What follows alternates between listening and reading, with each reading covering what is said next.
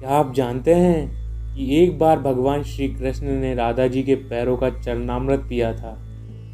लेकिन कृष्ण भगवान ने ऐसा क्यों किया था, इस कथा में हम यही जानेंगे। एक बार श्री कृष्ण ने गोपियों के प्रेम को परखने के लिए एक लीला रची। वो जानबूझकर काफी बीमार पड़ गए। कोई दवा या जड़ी बूटी उन पर बेअसर साबित हो रही थी। सभी गोपियां और ग्वाले बहुत परेशान थे। किसी को भी समझ नहीं आ रहा था कि आखिर क्या किया जाए। फिर श्री कृष्ण ने स्वयं ही गोपियों से एक ऐसा उपाय करने को कहा जिसे सुनकर सभी गोपियां दुविधा में पड़ गईं। दरअसल श्री कृष्ण ने गोपियों से उन्हें उनका चरणामृत पिलाने को कहा। श्री कृष्ण ने कहा कि उनके परम भक्त या फिर जो उनसे अति प्रेम करता है तथा उनकी चिंता करता है, यदि उसके पाँव को धोने के लिए इस्तेमाल हुए जल को वे ग्रहण कर लें तो वे निश्चित ही ठीक हो जाएंगे। लेकिन दूसरी ओर गोपियां और भी चिंता में पड़ गईं। श्री कृष्ण उन सभी गोपियों के लिए बेहद प्रिय थे। वे सभी उनकी परम भक्त थीं, लेकिन उन्हें इस उपाय के निष्फल होने की चिंता सता रही थी। सभी के मन में बार बार यह आ रहा था कि यदि उनमें से किसी एक गोपी ने अपने पाँव के इस्तेमाल से चरणामृत बना लिया और कृष्ण जी को पीने के लिए दिया तो वह परम भक्त का कार्य तो कर देगी, लेकिन यदि कृष्ण ठीक ना हुए तो उस गोपी को नर्क भोगना पड़ेगा।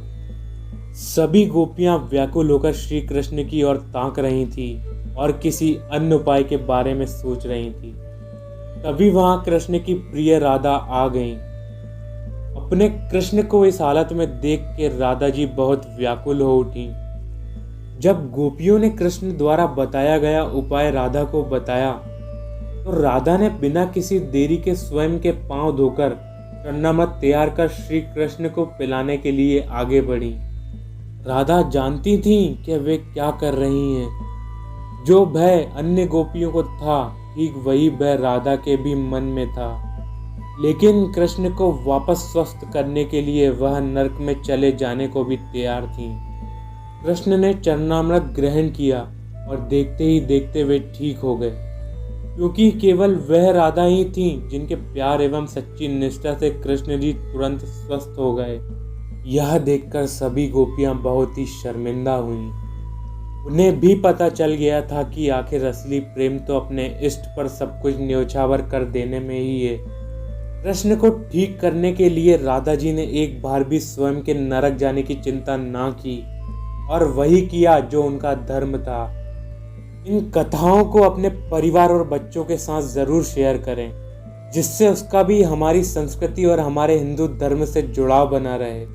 आज की फुहरता भरी दुनिया में भी हम सभी अपनी विरासत से जुड़े रहें, खूब तरक्की करें, आसमान छुएं, लेकिन हमारे पैर जमीन पर ही रहें। आपको यह कथा कैसी लगी और आप हमारी कथाओं में क्या कोई सुधार चाहते हैं, वीडियो के कमेंट बॉक्स में ज़रूर बताएं। और ऐसी ही अन्य अच्छी कहानियाँ सुनने के लिए वीडियो को लाइक और चैनल को सब्सक्राइब करें।